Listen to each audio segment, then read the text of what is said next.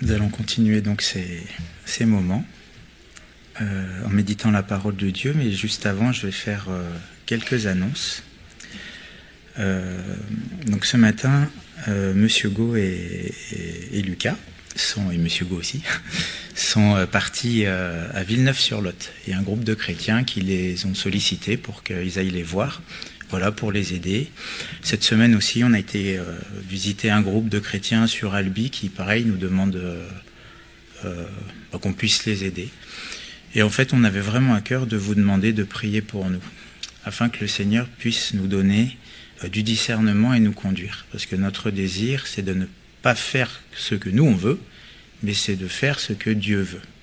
Et pour faire les choses que Dieu veut, il faut qu'on les voie comme Dieu les voit, et qu'on comprenne quelle est sa volonté. Et c'est vrai qu'il y a, la Bible parle d'un don de discernement, c'est-à-dire qu'il nous permet de voir les choses comme Dieu les voit. Et vraiment, nous, on a ce désir de ne pas faire nous, mais de faire ce que Dieu veut, ou plutôt laisser faire Dieu au travers de nous. Donc on vous demande vraiment de prier pour nous. Pour nous, c'est vraiment important, parce qu'on veut vraiment faire la volonté de Dieu, ni plus, ni moins.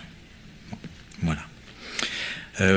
Aussi, on vous demande, parce qu'il y a plusieurs personnes qui nous écrivent, et des fois, c'est pas signé, on sait même pas c'est qui nous écrit. Donc si c'est possible, quand vous nous écrivez, si vous pouviez signer les messages, pour qu'on puisse savoir qui s'adresse à nous.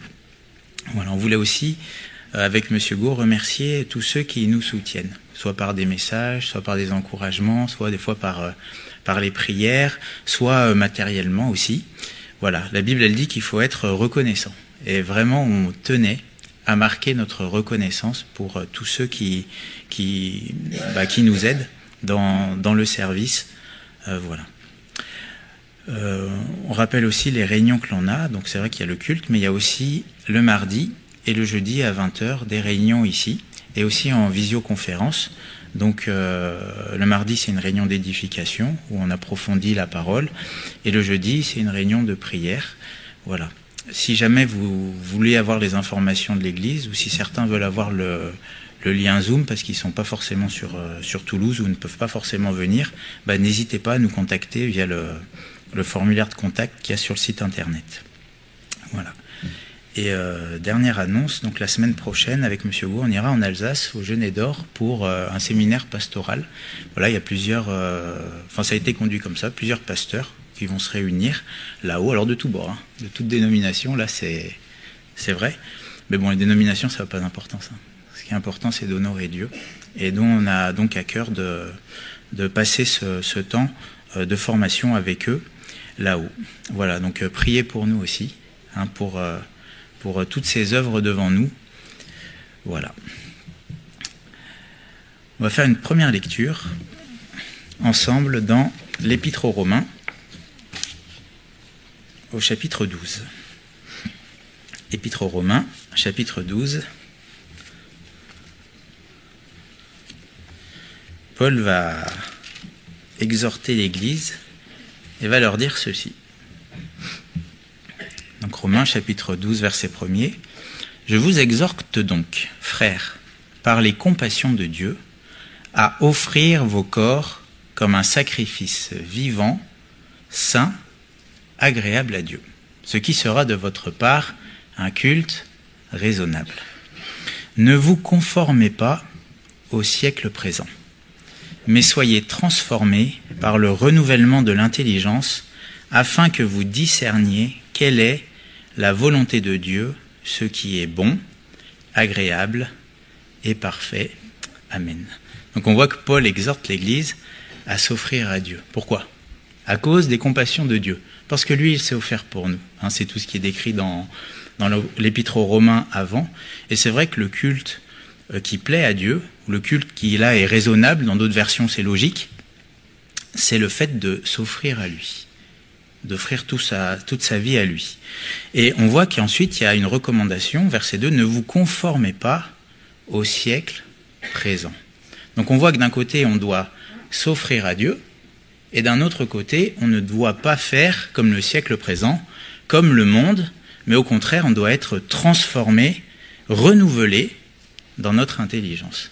Donc on voit que d'un côté on s'offre à Dieu, On se préserve du monde, et lorsque l'on fait cela, le Seigneur y renouvelle notre intelligence. Dans la version Summer, c'est traduit « Ne vous conformez pas au siècle présent ». Summer le traduit « Ne vous laissez pas modeler par le monde actuel ». Ne vous laissez pas modeler par le monde actuel, mais laissez-vous transformer par le renouvellement de votre pensée. Et ce matin, on va aborder un sujet qui va vraiment à l'extrême opposé de la pensée du monde, vous allez vite comprendre. Mais ce n'est pas au monde de dire comment l'Église doit être, ou ce qu'est le culte, c'est Dieu qui détermine ce qu'est l'Église. Et ce matin, le sujet qu'on va partager ensemble, c'est celui-ci. On va parler de la place de la femme dans l'Église. Oula, j'entends les dents grincer. Et puis on va voir une question qui revient de plus en plus souvent. Nous, on nous la pose de plus en plus. Là, ça arrive très régulièrement. La femme, c'est que j'ai mis ce titre au message pour... mais bon, c'est « Est-ce qu'une femme peut être pasteur ?» Est-ce que vous êtes déjà posé la question? Vous a-t-on déjà posé la question? Est-ce qu'elle peut prêcher? Mais il y a des questions. Bon. Et c'est vrai que c'est... Bon, j'ai hésité avant d'apporter cette pensée, mais je l'ai vraiment eu à cœur.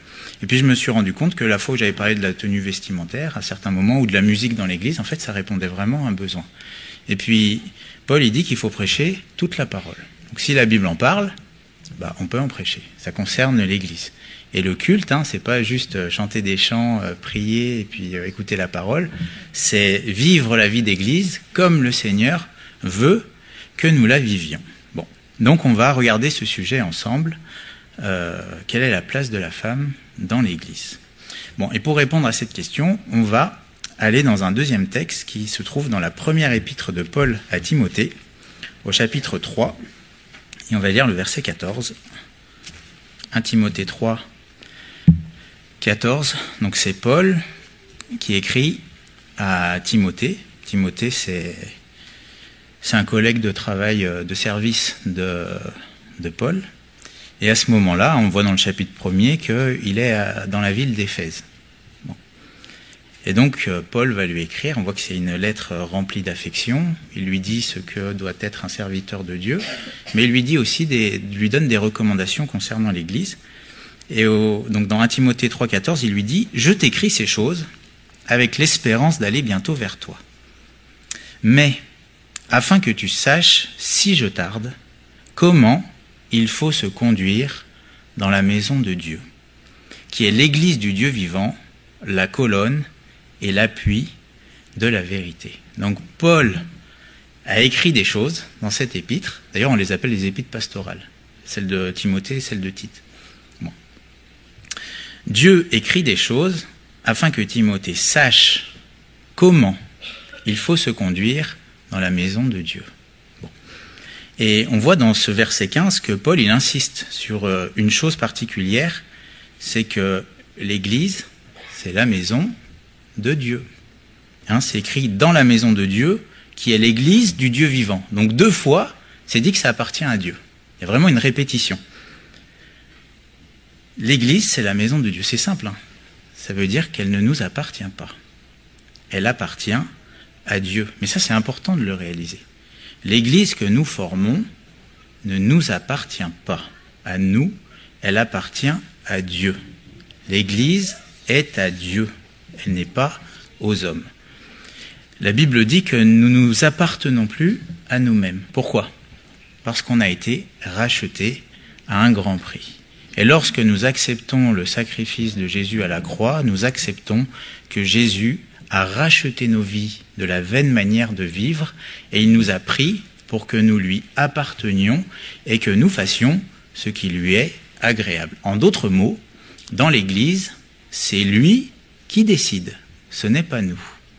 Et Paul donne des principes, des règles qui concernent l'Église, qui n'est pas son Église à lui, et il rappelle à Timothée que ce n'est pas non plus son Église à lui, mais c'est l'Église de Dieu. Et ça, c'est quelque chose que nous devons vraiment serrer dans notre cœur, c'est que nous n'avons pas le droit de faire de l'Église ce que nous voulons, parce qu'elle ne nous appartient pas, elle appartient à Dieu. D'accord ? Un prédicateur n'a pas le droit de faire dans l'Église ce que bon lui semble.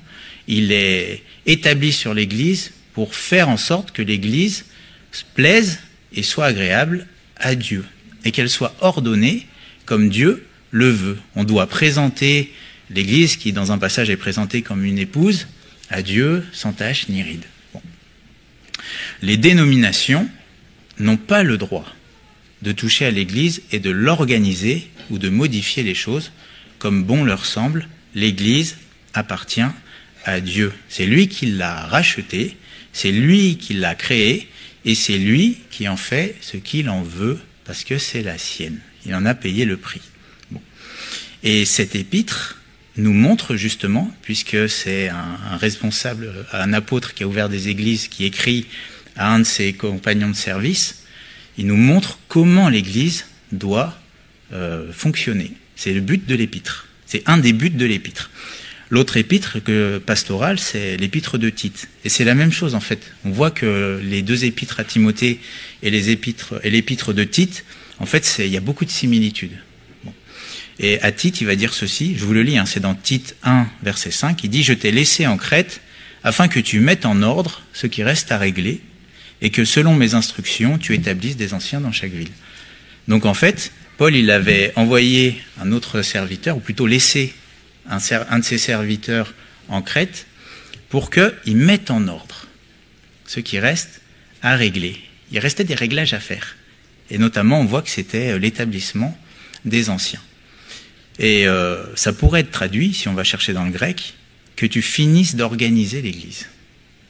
Hein ? Mettre en ordre, ça pourrait être traduit par organiser. Bon. Donc l'Église, elle doit être organisée, elle doit être réglée, elle doit fonctionner comme Dieu veut. Et ce qui est bien, c'est qu'on a 3 lettres qui nous montrent comment elle doit fonctionner. Bon. Et donc, dans cette épître de Paul à Timothée, il y a ce fameux passage que l'on va lire, donc dans 1 Timothée 3, verset 11, que l'on va méditer ensemble. Donc 1 Timothée 3, verset 11. Non, attendez. Qu'est-ce que je dis ?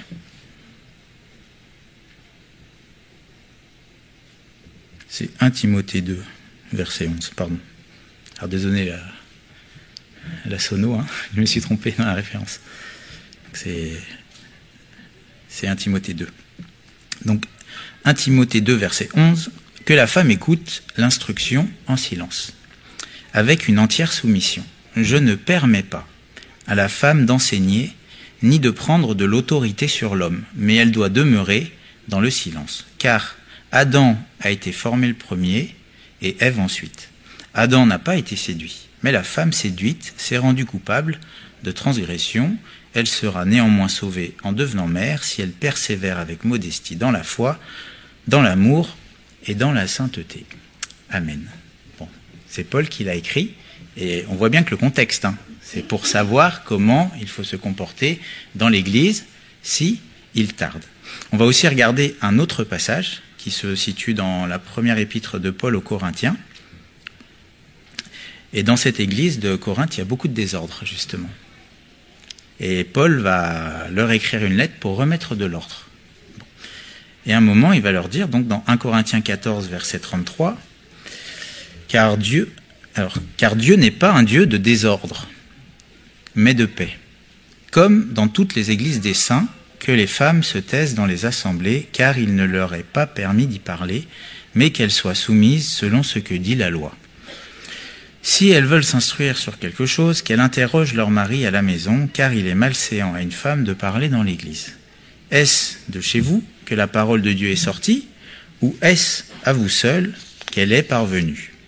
Si quelqu'un croit être prophète ou inspiré, qu'il reconnaisse que ce que je vous écris est un commandement du Seigneur. Et si quelqu'un l'ignore, qu'il l'ignore. Il y a d'autres versions qui disent ça veut dire qu'il est ignoré de Dieu. Ainsi donc, frères, aspirez au don de prophétie, n'empêchez pas de parler en langue, mais que tout se fasse avec bienséance et avec ordre. Voilà. Bon. Et pour ceux qui prennent des notes, il y aurait un troisième texte qu'on pourrait lire. Je ne vais pas le lire pour pas être trop long, mais c'est dans 1 Corinthiens, au début du chapitre 11, où il est aussi parlé de la place de la femme et de l'homme dans l'Église. Bon. Alors la première remarque qu'on pourrait se faire à la lecture de ces deux textes, c'est que on peut peut-être ne pas comprendre. Et mesdames, peut-être que vous ne comprenez pas pourquoi il est demandé ceci dans la parole. Et puis même, il y a certaines personnes qui pourraient avoir l'impression qu'au travers de ces passages, la femme est méprisée. Si les gens du monde m'entendaient, oulala, peut-être qu'ils m'entendront. Bon. Bah oui, puisque l'homme peut parler, mais pas la femme.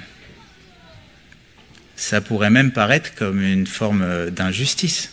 Et peut-être que chez certaines femmes, il y a comme un sentiment d'injustice. Alors on va pas le dire, hein, parce que c'est la Bible, mais il y a quand même ce sentiment. Et puis chez certains hommes, pourrait y avoir un sentiment d'orgueil, de supériorité par rapport à la femme, parce qu'on peut faire des choses que elle ne fait pas. Et là, par contre, les hommes, généralement, ils se taisent pas. Là, ils le disent. Bon. Mais on va regarder, au travers des Écritures, le sens de ces passages, et puis surtout, on va se poser la grande question, c'est est-ce que c'est toujours d'actualité ? Ou est-ce que c'était seulement valable pour le 1er siècle, parce que c'était comme ça dans le contexte de l'époque. Aujourd'hui, le contexte a changé, donc on peut faire différemment. Bon. Alors, on va regarder ce que la Bible elle dit. Et la première chose que l'on va voir déjà, c'est que ce texte ne doit pas être pris comme un absolu. Alors, je vais m'expliquer. Est-ce que la femme peut parler dans l'Église ? Parce qu'on pourrait dire, écoutez, Paul il dit que la femme demeure en silence. Pourtant, ce matin, j'ai entendu des louanges des femmes, vous voyez ? Est-ce qu'on pourrait le prendre comme un absolu ? Bon. Mais dans 1 Corinthiens 11, verset 5, c'est écrit « Toute femme, au contraire, qui prie ou qui prophétise la tête non voilée, déshonore son chef. » Donc on voit que la femme pouvait prier et prophétiser. Donc on voit que ce passage n'est pas un absolu. Prier, c'est élever la voix publiquement. Prophétiser, c'est apporter une pensée qui vient de la part de Dieu. Quand quelqu'un prophétise, il y a eu une prophétie tout à l'heure, apportée par une sœur, c'est une pensée que le Saint-Esprit communique à une sœur pour qu'elle l'apporte à l'Église. Donc on voit que la femme peut prier, que la femme peut prophétiser. On voit donc que la femme peut s'exprimer dans l'Église. Donc le passage de Paul ne peut pas être compris dans le sens d'un absolu. C'est-à-dire que la femme n'a pas son mot à dire dans l'Église. D'accord ? On voit même dans Actes 21, verset 9, il nous est parlé de Philippe, qui était un évangéliste, et il nous est dit qu'il avait 4 filles vierges qui prophétisaient. Prophétiser, c'est vraiment parler de la part de Dieu. Et Dieu peut parler au travers d'une femme. Personnellement, au travers des prophéties, ou même des fois dans certains échanges, parce que vous savez, Dieu peut parler quand on est tous comme ça, dans le culte comme ça, mais aussi dans des échanges. Il peut nous parler. Moi, je sais qu'au travers de certains entretiens avec certaines femmes spirituelles, Dieu m'a parlé et Dieu m'a enseigné. D'accord ? Et je pense que si on est honnête, c'est comme ça que Dieu fait. Bon. Donc, déjà, ça nous précise un peu le sens. On va chercher à comprendre le sens de ce que Paul dit. Ensuite, donc toujours dans 1 Timothée 2,12, il dit « Je ne permets pas à la femme d'enseigner ». Bon, alors, est-ce que ça veut dire que la femme ne peut pas apporter un enseignement d'une manière absolue ?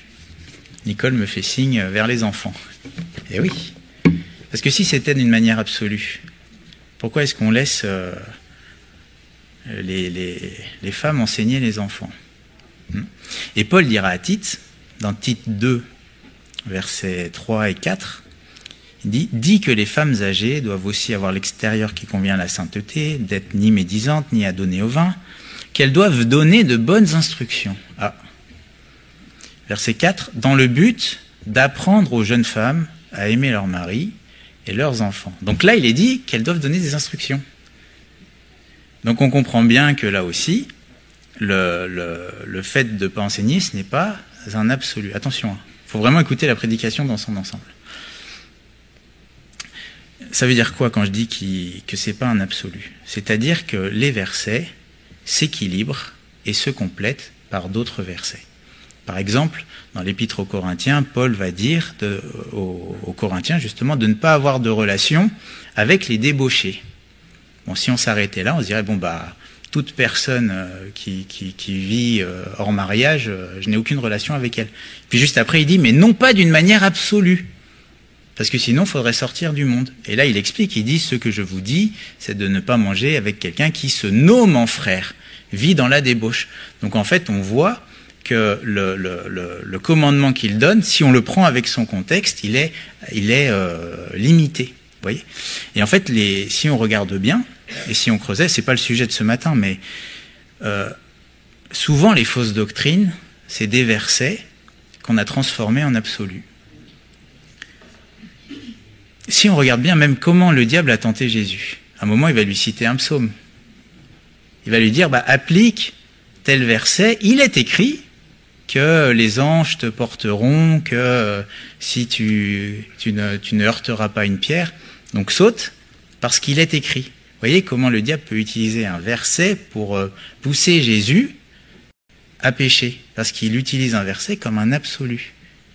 Mais Jésus va lui dire, il est aussi écrit. Tu ne tenteras pas le Seigneur, ton Dieu.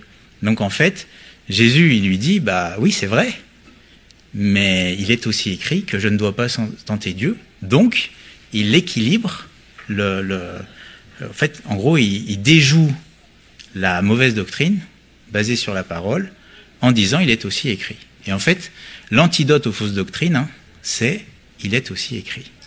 Le meilleur moyen de ne pas tomber dans les fausses doctrines, c'est de connaître toute la parole.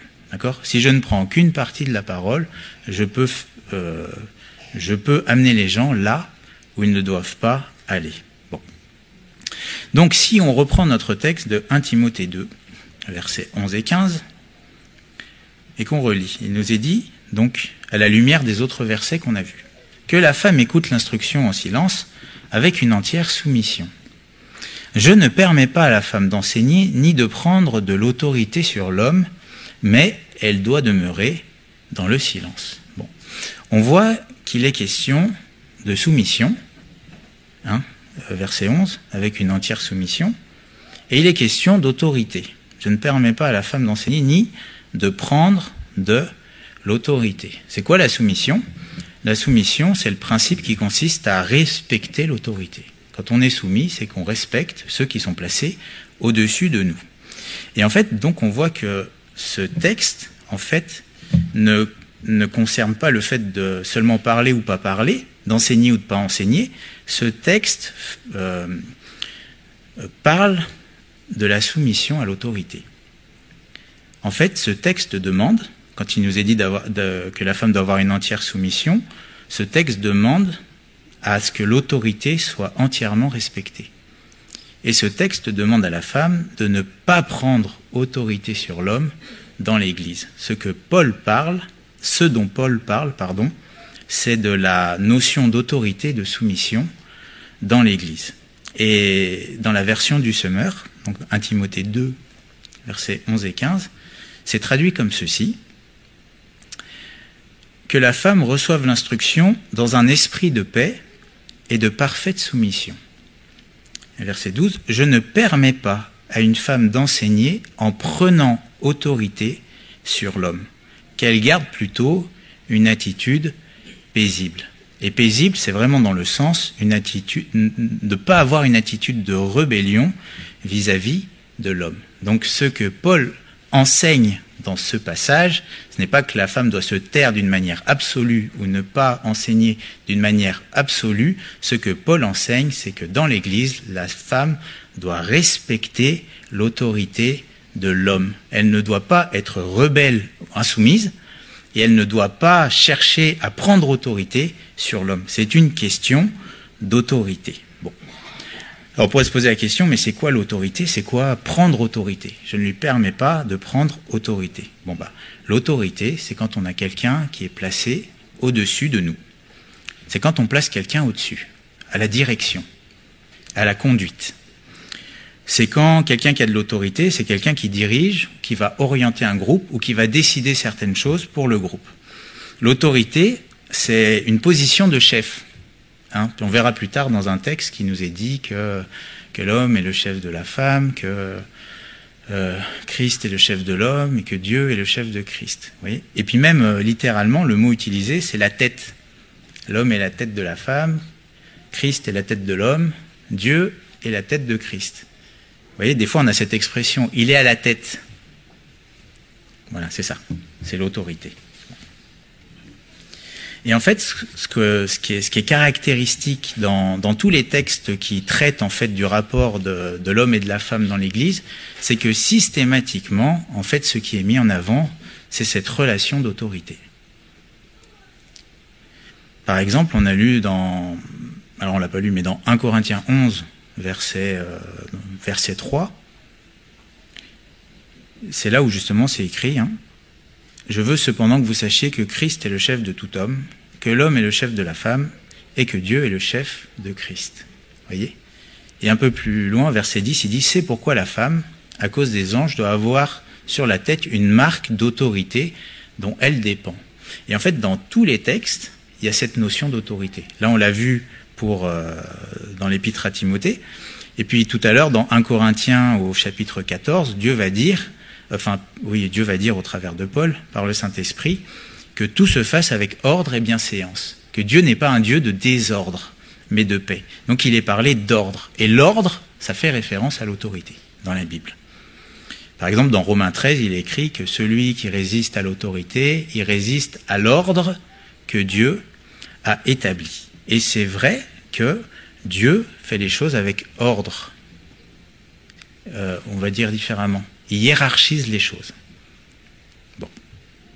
Et ça apparaît dans la Bible. Et alors j'avais fait une prédication que j'avais appelée « Notre place dans l'ordre divin », où vraiment je détaille cet aspect-là. Bon, mais je ne vais pas trop le détailler, mais je veux quand même expliquer qu'il y a une notion d'ordre. Et en fait, si on regarde bien, il y a toujours quelqu'un au-dessus de nous. Toujours. Et ce que la Bible enseigne, c'est qu'il nous faut toujours être soumis à l'autorité. Par exemple, il y a des versets qui nous disent que les jeunes doivent être soumis aux anciens, que les anciens sont placés en position d'autorité, que les serviteurs doivent être soumis à leur maître. Aujourd'hui, on dirait les employés à leur patron. Que les enfants doivent être soumis aux parents. Que tous les hommes doivent être soumis aux magistrats. Romains 13. Que la femme doit être soumise à son mari. Vous voyez ? Dieu demande à ce que nous soyons soumis aux autorités. Ça, c'est un principe. Et c'est vrai qu'aujourd'hui, dans le monde, on appelle le bien mal et le mal bien. Dans le monde, vous savez, ne pas être soumis, c'est bien. C'est cool d'être rebelle. Mais non. Alors vous pouvez me dire, mais c'est difficile, ça. Mais non, en fait, la soumission, c'est quelque chose de beau. Et l'exemple suprême, c'est Jésus. Est-ce que Jésus était soumis ? Un jour, j'avais lu une Bible, c'était... Et l'introduction de la Bible, c'était Jésus se rebelle. Rien de plus faux. Hein.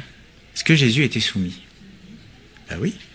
Il nous est dit, qu'il s'est soumis au Père, mais il nous est dit que quand il était jeune, il était soumis à ses parents. On voit que Jésus va se soumettre à l'impôt, même si c'est injuste. Quand il y a l'histoire des deux stataires, on voit que Jésus va se soumettre à Pilate. Il va lui dire, mais tu n'aurais sur moi aucun pouvoir s'il ne t'avait été donné d'en haut. Et vous savez, Dieu, Jésus, qui s'est incarné en Jésus, avait ce principe en lui de la soumission. Jésus était un homme soumis, pas un homme rebelle. C'est qui est rebelle ? C'est le diable. Lui, le diable, il n'a pas aimé sa position, alors il s'est élevé, il s'est rebellé. Et qu'est-ce qu'il a fait ensuite ? Il a poussé l'homme à se rebeller. Vous serez comme des dieux, si, etc. etc. Bon. Donc en fait, on voit que la soumission, c'est quelque chose qui est bon. Et on a tous quelqu'un au-dessus de nous, tous. C'est un principe, parce que c'est comme ça que Dieu a fait les choses. Donc Dieu nous demande d'être soumis à l'autorité, quand on a une autorité au-dessus de nous. Et puis il demande aussi, il y a des versets qui concernent ceux qui ont de l'autorité. C'est-à-dire que Dieu demande à ceux à qui il confie de l'autorité de l'exercer dans l'amour. Paul dira, c'est Pierre qui dira par exemple qu'il est ancien et que ce qui est demandé aux anciens, c'est de paître le troupeau, non pas en dominant sur eux, mais en étant le modèle. Vous voyez, c'est ce qui est demandé à ceux qui ont de l'autorité. À l'homme, donc qui a de l'autorité sur la femme, il lui est demandé de l'aimer. Et de l'aimer comme Christ a aimé l'Église. En grand autre mot, c'est de se sacrifier. Vous voyez, quand par exemple dans le couple, il y a un sacrifice à faire, c'est qui fait le premier pas, qui se sacrifie en premier? Eh ben c'est l'homme. Pourquoi? Parce que c'est lui qui est responsable. Voilà, c'est ça que ça veut dire. Et quand quelqu'un a de l'autorité, Dieu le considère comme responsable. On va le lire tout à l'heure, enfin on va en parler tout à l'heure, mais quand à la Genèse, il y a eu le premier péché, vers qui Dieu se tourne le premier? Eh ben vers l'homme. Il dit, bah alors, pourquoi? Parce que c'est lui qui est responsable.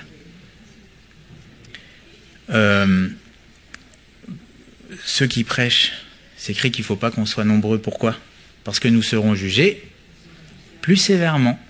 Pourquoi? Parce qu'on a une responsabilité. Vous voyez? Et à un moment, c'est logique. Quand on est responsable de certaines choses, eh ben, on est responsable. Bon. Donc, que ça soit dans 1 Timothée 2, que ça soit dans 1 Corinthiens 11, ou que ça soit dans 1 Corinthiens 14, il y a cette notion d'autorité. Bon. Et donc, la question qu'on se pose, c'est, est-ce que c'est encore applicable aujourd'hui? Ou est-ce que c'était pour l'époque? Alors, certains disent qu'à l'époque, les femmes n'étaient pas instruites. C'est pour ça qu'il fallait qu'elles se taisent. Ou d'autres disent qu'à l'époque, c'était mal vu, que la femme parle de cette manière-là. Donc c'est pour ça que Paul, il tempère, parce que dans les us et coutumes de l'époque, c'était pas comme ça que ça devait se faire. Bon. Alors bon, déjà, si on va juste regarder rapidement dans les livres d'histoire, on va se rendre compte que c'était pas du tout comme ça. Paul, il s'adresse à des frères et sœurs qui sont de culture grecque, d'accord? L'Église, quand il parle à Timothée, c'est Éphèse, puis Corinthe, c'est Corinthe. Alors, autant chez les Juifs, dans le culte, les femmes étaient séparées des hommes, ils n'étaient pas du tout au même endroit, il n'y avait pas de mélange, mais alors, autant chez les Grecs, c'était tout le contraire. Et dans le domaine religieux, mais il y avait des prêtres, mais il y avait aussi beaucoup de prêtresses. C'était admis qu'il y avait des autorités religieuses femmes. Souvent, c'est un peu d'histoire, mais chez les Grecs, en gros, les dieux masculins, à quelques exceptions près, ils étaient servis par des prêtres. Et les dieux féminins, parce qu'ils avaient des déesses, étaient servis par des prêtresses. Et à Éphèse, donc là où il y avait Timothée, il y avait le temple de Diane ou d'Artémis. Et donc là-bas, il y en avait des prêtresses. Il y en avait beaucoup. C'était même considéré comme l'une des 7 merveilles du monde. D'ailleurs, on voit dans le livre des Actes, à un moment, Paul, il a failli être lapidé justement parce que on touche à la Diane des Éphésiens. Et puis à Corinthe, il y avait le temple d'Aphrodite aussi, une déesse. Bon. Donc dire que dans le contexte de l'époque, la femme, elle était comme ça, ou qu'elles n'étaient pas respectées, ça c'est faux. Et d'ailleurs, les prêtresses, elles étaient très respectées. Elles avaient de la connaissance. Donc en fait, ça ressemblait beaucoup à aujourd'hui. Voilà. Donc dire que c'est le contexte de l'époque, ça c'est faux. C'est historiquement faux. Bon. La deuxième chose que l'on va voir surtout, pourquoi est-ce que c'est pas le contexte? Déjà parce que le contexte de l'époque c'est le même qu'aujourd'hui, à plus ou moins près. Mais surtout, c'est la raison que Paul va donner pour laquelle la femme ne doit pas prendre autorité. Alors c'est quoi la raison?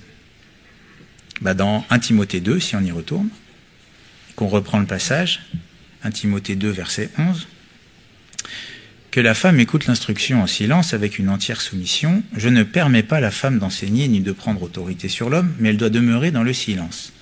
Car, la raison, Adam a été formé le premier. C'est pas le contexte là, d'accord? C'est pas parce que la femme, elle n'est pas instruite, ou parce que la femme, elle vaut moins que l'homme, non. Car Adam a été formé le premier, Ève ensuite. Et ce n'est pas Adam qui a été séduit. C'est la femme qui, séduite, s'est rendue coupable de transgression. Et après, alors c'est pas le sujet, mais c'est écrit, elle sera néanmoins sauvée en devenant mère. Elle parle de qui? De Ève. Bon. Ça concerne Ève. Et puis ensuite, si elle persévère avec modestie dans la foi, dans la charité, dans la sainteté, là ça concerne toutes les femmes. Bon. Dans 1 Corinthiens 14, quand Paul dit que tout doit être fait avec ordre et soumission, c'est écrit, donc 1 Corinthiens 14, verset 34, mais qu'elle soit soumise selon ce que dit aussi la loi. Alors, qu'est-ce que ça veut dire? Alors on m'avait transmis une prédication où quelqu'un expliquait que ici ça faisait référence à la loi des hommes, parce que il n'y a aucun commandement qui dit que les femmes doivent être soumises. Non mais alors, la loi, c'est pas juste les commandements de Moïse. La loi, c'est les 5 premiers livres de la parole. Donc en fait, là, Paul fait référence à la Genèse. Hein, dans Galates 4, verset 21, c'est écrit « Dites-moi, vous qui voulez être soumis à la loi, sous la loi, n'entendez-vous point la loi? Car il est écrit qu'Abraham eut 2 fils. » Donc la loi, ça parle d'Abraham. Vous voyez?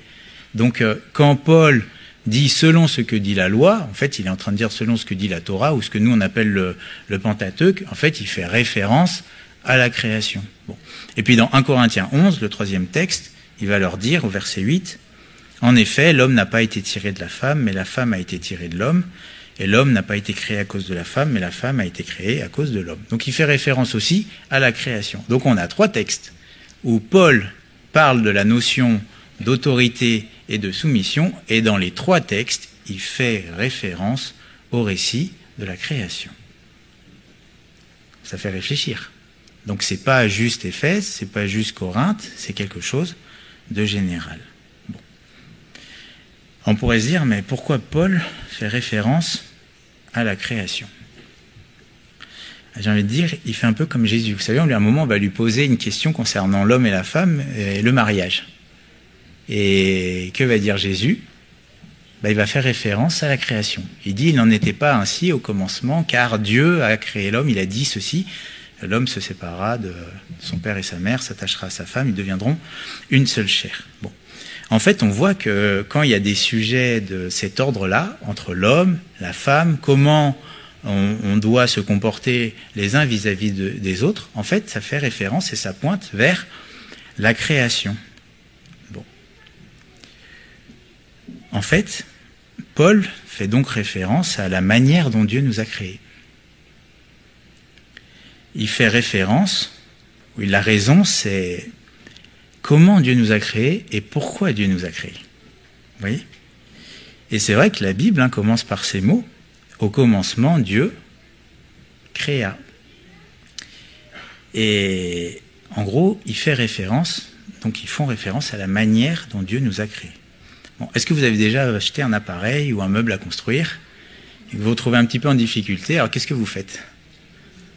On va regarder la notice.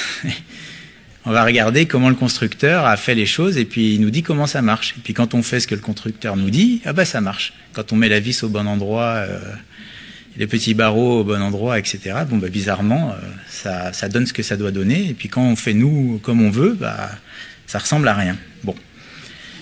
Et c'est un peu ça. On retourne à l'origine, on retourne au Créateur. Et là, on arrive vraiment au point de conflit avec le monde. Parce que le monde ne supporte pas cette vérité qui est toute simple. Mais c'est qu'on n'est pas nos propres dieux. Nous sommes des créatures. Au commencement, Dieu créa. Ce n'est pas nous qui nous sommes créés nous-mêmes. C'est Dieu qui nous a créés. Et c'est lui qui nous a créés comme il l'a voulu. Et c'est lui qui nous a créés avec le but qu'il a voulu. Et c'est lui qui nous a créés avec les différences qu'il a voulu. Et pour ceux qui prennent des notes, si vous regardez dans Romains au chapitre 1er, il est justement parlé de ceux qui ont adoré et servi la créature plutôt que le Créateur. Et quand à un moment on met la créature au-dessus du Créateur, c'est la porte ouverte à n'importe quoi. Et est-ce que c'est pas un peu ce qu'on voit aujourd'hui? Les gens, ils se redéfinissent. Vous savez, les choses qu'on entend avec le genre, là, c'est quoi ça? C'est des gens qui choisissent ce qu'ils veulent être. Oui, sauf qu'ils sont dans un mensonge, parce qu'ils nient les réalités, les choses qui sont simplement observables. Et c'est vrai que dans ce chapitre de Romains, il nous est dit qu'il y a des choses qui sont évidentes quand on considère la nature dans son ouvrage. Et c'est vrai que quand on regarde la nature, c'est bien fait, n'est-ce pas? Bon. Et là, il y aurait tellement à dire. Mais quand on voit la perfection de la nature, comment les choses fonctionnent. Et moi, avant d'être pasteur, je travaillais dans l'aéronautique. Vous savez, le nombre de personnes qu'il faut, d'ingénieurs, qui travaillent pendant des années pour faire voler un morceau de métal, transporter des gens, tous les circuits, toutes les choses qu'il faut pour faire voler.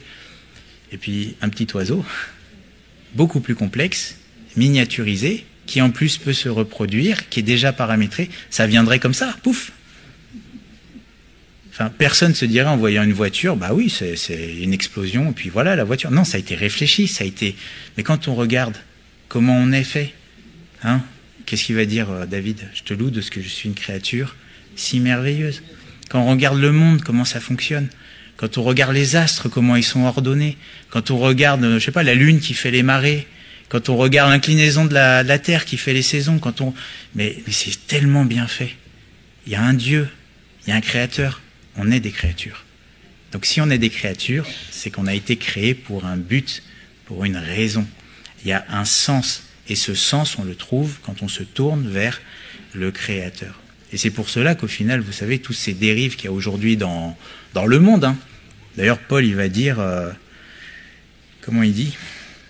Au verset 22, il dit, se vantant d'être sages, ils sont devenus fous. Mais toute cette folie, c'est parce qu'on ne se soumet pas au Créateur. Et comment est-ce que tout ça, ça se règle? En revenant au Créateur et en se soumettant à lui. C'est la conversion qui règle les choses. Bon. Bref. Donc Paul, je reviens à mon sujet, concernant l'homme et la femme dans l'Église, il fait référence à la création. Donc si on veut comprendre la raison pour laquelle la femme ne doit pas prendre autorité sur l'homme dans l'Église, c'est-à-dire là où Dieu règne, il faut regarder à la création. Il faut aller regarder la notice. Bon. Et donc, la création, il y a le récit de la manière dont Dieu a créé l'homme. Et on voit qu'il y a des choses qui sont communes à l'homme et la femme, mais on voit aussi qu'il y a des choses que Dieu a voulu différentes entre l'homme et la femme. Les choses communes, Genèse 1, verset 27, c'est écrit « Dieu créa l'homme à son image, il le créa à l'image de Dieu, il créa l'homme et la femme. » La première chose qu'on voit, c'est que l'homme et la femme, ils sont créés à l'image de Dieu. Ça veut dire quoi? Ça veut dire que l'homme, il a des caractéristiques de Dieu, et la femme, elle a aussi des caractéristiques de Dieu. Et c'est vrai que dans la Bible, Dieu se compare à la fois à un père, mais il se compare aussi à une mère. Par exemple, Malachie, chapitre 1er, verset 6, Dieu il dit, si je suis père, où est l'honneur qui m'est dû? Mais dans Ésaïe 66, verset 13, c'est écrit, comme un homme que sa mère console, ainsi je vous consolerai. Vous voyez, il parle comme une mère. Et il parle comme un père. Vous voyez, les deux ont les caractéristiques de Dieu. Mépriser l'homme, c'est mépriser ce que Dieu a fait et certaines de ses caractéristiques. Et mépriser la femme, c'est mépriser ce que Dieu a fait et c'est mépriser certaines de ses caractéristiques. Les deux ont été faits à l'image de Dieu.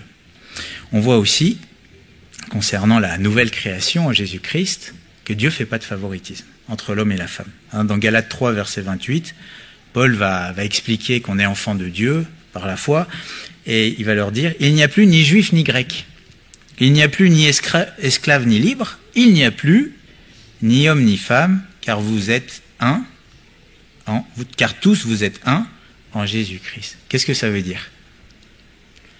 Ça veut dire que Dieu ne fait pas de favoritisme. Est-ce que, mesdames, quand vous êtes convertis, vous n'êtes plus une femme? Non. Est-ce que, messieurs, vous n'êtes plus des messieurs? Non. Est-ce qu'un juif, il est plus juif? Non. Est-ce qu'un grec, il est plus grec? Non plus.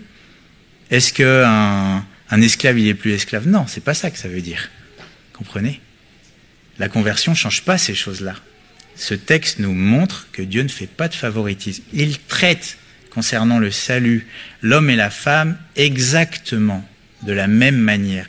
Il traite le juif et le grec exactement de la même manière, selon ce qui a été révélé. Il traite l'esclave et le libre exactement de la même manière. Bon. Mais bon, un homme reste un homme, une femme reste une femme. D'accord ? Bon. Alors on pourrait se dire, si il y a cette égalité, qu'on a la même valeur, qu'on est tous les deux faits à l'image de Dieu, qu'il n'y a aucune différence de traitement entre l'homme et la femme concernant le salut, alors pourquoi justement il y a une différence de traitement entre l'homme et la femme dans ces passages ? Bon. C'est parce que même si nous sommes égaux dans ce que nous sommes et que nous reflétons chacun et chacune un aspect particulier de Dieu, on n'a pas les mêmes rôles. Et à la création, on voit que oui, on est égaux, oui, Dieu nous a façonné les deux, mais qu'on n'a pas été créés pour les mêmes fonctions, pour les mêmes tâches. Et on voit aussi qu'on n'a pas été créés en même temps. Qu'est-ce que Paul va dire ? Il va dire, car Adam a été créé le premier. Et ouais, au début, il n'y avait pas encore la femme. Et puis on voit que Adam, il a été créé de la poussière. Et que Ève, elle a été créée ensuite, et qu'elle n'a pas été créée à partir de la poussière, mais qu'elle est sortie de Adam. Bon. Déjà, il y a une différence dans la conception du modèle, d'accord ? Bon. Dieu a voulu quelque chose de différent. Alors on pourrait se dire, mince, pourquoi ? Alors là, ce serait tout un sujet, mais visiblement, il a voulu qu'Adam ait conscience qu'il avait besoin d'aide. Et messieurs, on a besoin des femmes. C'est comme ça. Parce qu'on n'a pas tout. Il a fallu que Adam prenne conscience de son besoin de Ève. Et puis il a voulu que Ève, elle soit désirée par Adam. C'est comme si Dieu avait voulu que la femme soit désirée deux fois, et par Dieu et par l'homme. Vous voyez, on n'est pas fait de la même manière. Bon.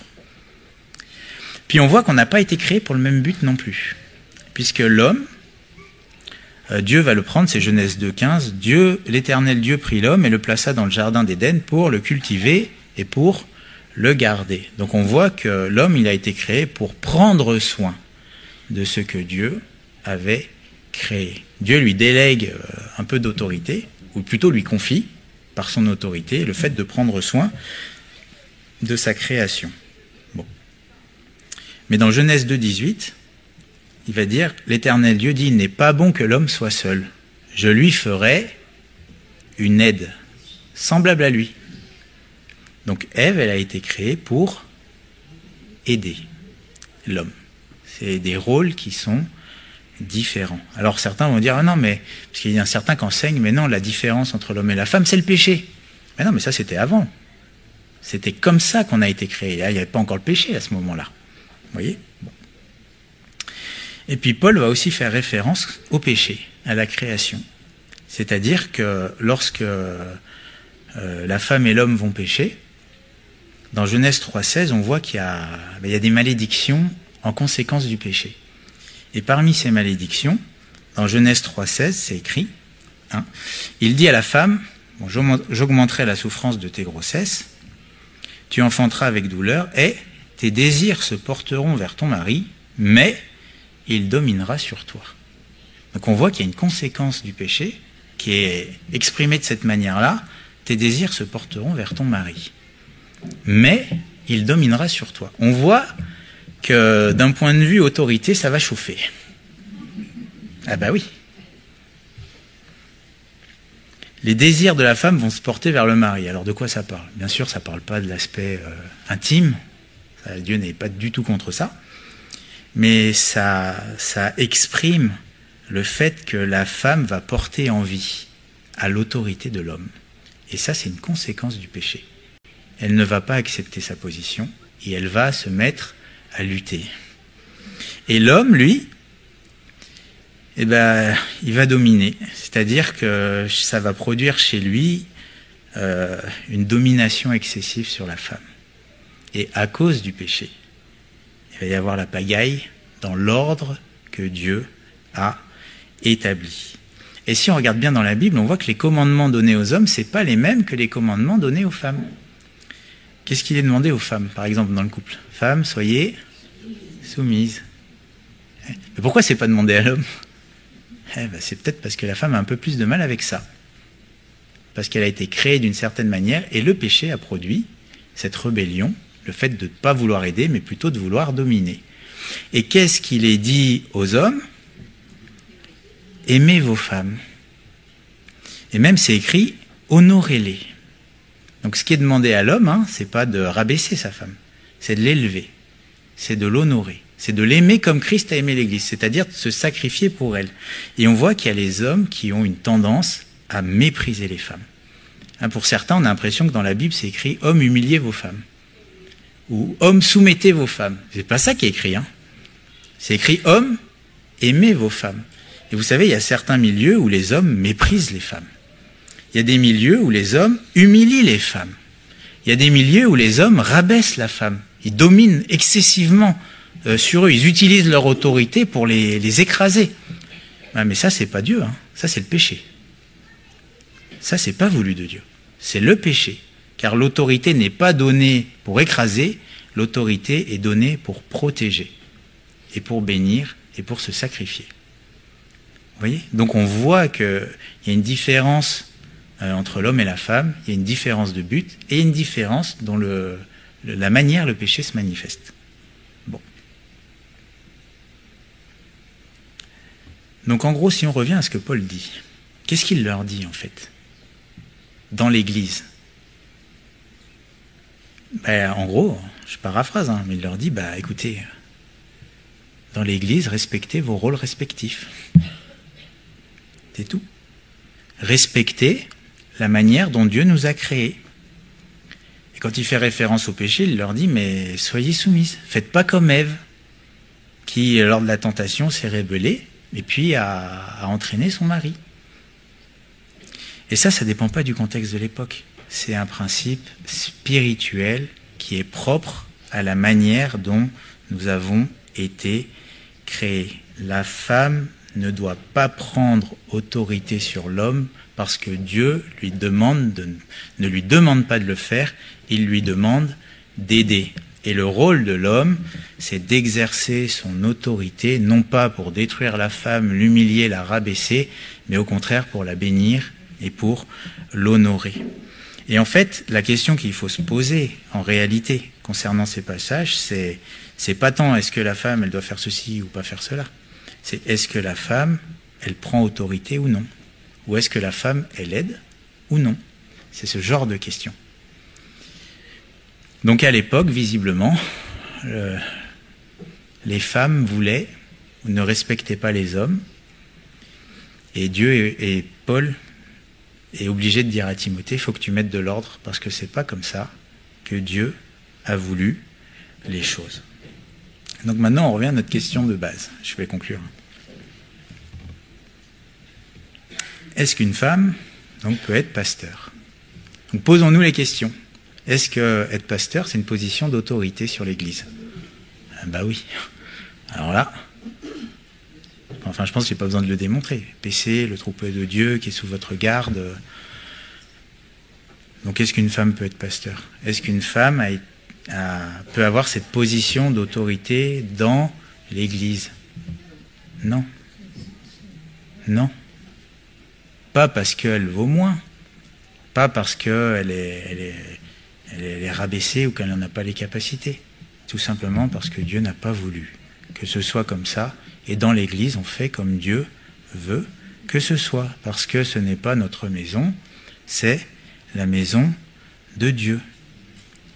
Est-ce que prêcher, c'est une position d'autorité? Est-ce que j'ai de l'autorité là? Oui. Vous m'écoutez tous. J'en ai. Donc, est-ce qu'une femme peut prêcher à une assemblée? Non. D'ailleurs, même si on n'avait pas tous cette raison, mais là on comprend que c'est cette raison-là, c'est la création. Mais dans la Bible, nulle part, on voit de femmes pasteurs. quand Paul parle de ceux qui aspirent à la responsabilité, hein, c'est au chapitre 3, cette parole est certaine, si quelqu'un aspire à la charge d'évêque, c'est vraiment le responsable dans l'Église, bah, il parle que des hommes, il parle pas des femmes. Si ça avait été le cas, il en aurait parlé. Puis après, quand il parle des diacres, il parle aussi des diaconesses. Parce que c'est les services où il n'y a pas cette notion d'autorité.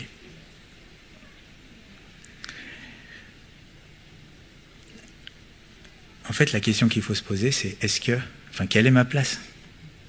Et messieurs, est-ce que vous utilisez l'autorité que Dieu vous a donnée? Parce que il vous l'a donnée et il vous en demandera compte. Et mesdames, est-ce que vous acceptez la place que Dieu vous a donnée, sachant que ce n'est pas un abaissement? Est-ce que Christ a été soumis à Dieu, au Père? Oui. Est-ce que Christ était moins que le Père? Non, ils ont juste des rôles différents. C'est pas parce que j'ai un rôle différent que ça veut dire que je suis moins. Et puis d'ailleurs, au moment où tout sera renouvelé, à la résurrection des morts, il n'y aura plus ni homme ni femme. N'est-ce pas? Donc c'est que temporaire. C'est juste une mission qui nous est confiée pour un temps. Et puis à la fin, il y aura les récompenses. Et puis chacun sera élevé et placé à la position selon l'obéissance qu'il aura eue envers Dieu. Bon. Alors des fois, on entend, mais si c'est le mari qui délègue son autorité. Vous avez déjà vu ça? En gros, le pasteur qui a l'autorité, il dit « je prends mon autorité » et puis pouf, je la mets sur la femme et puis elle peut prêcher, mais c'est sous mon autorité, hein, c'est moi qui reste la tête, elle peut le faire. Mais, écoutez, est-ce qu'un homme peut déléguer son autorité pour faire à sa femme ce que la Bible demande de ne pas faire? Dans ce cas-là, c'est l'homme qui pousse la femme à une position qui ne doit pas être la sienne. Il est en train de désordonner l'Église, de mettre les choses à la place où elles ne doivent pas être. Et puis des fois, c'est peut-être pas l'homme qui pousse, c'est peut-être la femme qui pousse, mais est-ce que laisser faire, c'est justement ne pas utiliser son autorité? À l'église de Thyatire, dans l'Apocalypse, ce que j'ai contre toi, c'est que tu laisses Jézabel, qui se dit prophétesse, enseigner mes serviteurs. Tu laisses faire. Vous voyez? Ça, c'est péché en n'usant pas de son autorité. Est-ce qu'une femme qui prêche parce qu'on lui a donné l'autorité, elle a le droit de le faire? Si c'est le mari qui lui demande? Non. Puisque, vous savez, c'est vrai qu'on doit être soumis aux autorités, mais notre obéissance absolue, elle est à Dieu. Et Pierre dira, il vaut mieux obéir à Dieu plutôt qu'aux hommes. Parce que même si une autorité au-dessus de moi me demande de pécher, non. Si quelqu'un qui a autorité au-dessus de moi me demande de mentir, est-ce que je mens? Non, vous êtes donc insoumis. Non, vous êtes plus soumis à Dieu que soumis aux hommes. Comprenez? C'est pas de la rébellion, c'est une plus grande soumission à Dieu qu'une soumission aux hommes. Donc en fait, même si on fait un tour de passe-passe en parlant de délégation d'autorité, c'est quand même du désordre.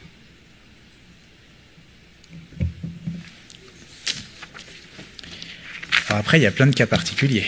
Je me suis rendu compte en discutant avec des frères et sœurs de différents endroits qu'en fait, il y a tellement de situations particulières où c'est des fois des cas à part. On ne sait pas qu'est-ce qu'il faut faire, pas faire. Je pense qu'en fait, ce qui nous aide, c'est de se poser cette question. Est-ce que je donne de l'autorité à la femme sur l'Assemblée? Est-ce que je la mets à la tête? Ou est-ce que je la mets dans son rôle d'aide? Un autre exemple. Est-ce qu'une femme peut diriger les chants? On va être un peu concret.